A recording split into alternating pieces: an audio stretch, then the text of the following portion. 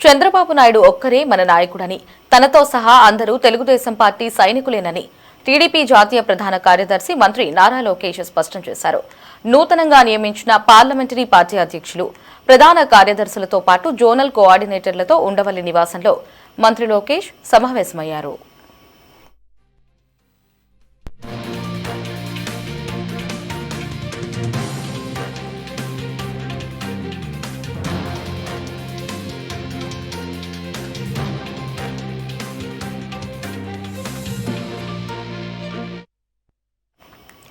1999లో మాత్రమే రెండోసారి గెలిచామని, ఆ చరిత్ర తిరగరాయాల్సిన బాధ్యత మనపై ఉందని స్పష్టం చేశారు.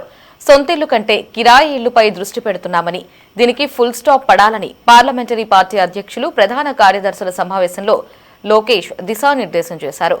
పార్టీ ఇచ్చిన ఆదేశాలను తూచా తప్పకుండా పాటించాలని అన్నారు.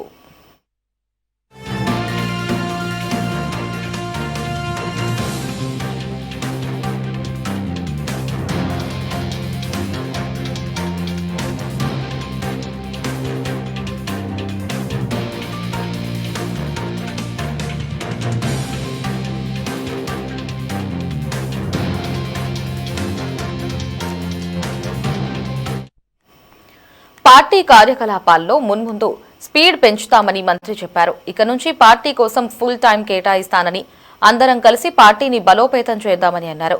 కూటమి పార్టీతోనూ సమన్వయం చేసుకుని ముందుకు వెళ్లాల్సిన అవసరం ఉందన్నారు.